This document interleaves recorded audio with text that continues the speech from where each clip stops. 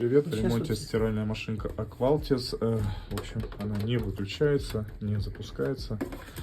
Да, вчера не Нужно смотреть вот эту вот панель. Индикацию прозвонил, кнопку включения-выключения все полностью работает. Есть подозрение, но сам надо снимать и забирать.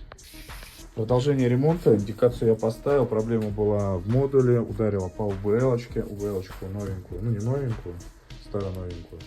Я принес. Сейчас ее будем подкидывать вместо старой.